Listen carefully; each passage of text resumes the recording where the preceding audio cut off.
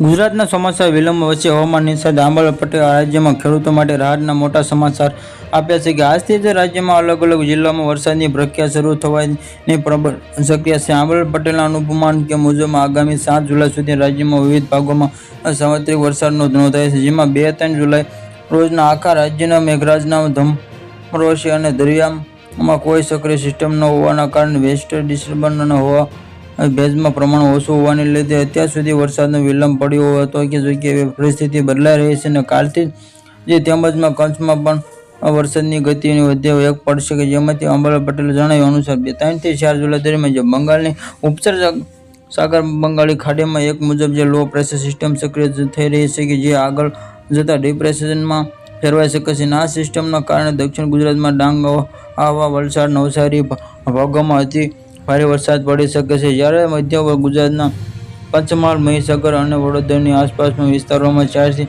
6 inch વરસાદ ખાબકવાની શક્યતાના પગલે ધમકા જેવી સ્થિતિ સર્જાઈ શકે છે. ઉપસાગરમાં ઉત્તર ગુજરાતમાં બનાસકાંઠામાં સાબરકાંઠા અને અરવલ્લી ભાગોમાં પણ હળવાથી મધ્યમ વરસાદ પડવાની આશા છે.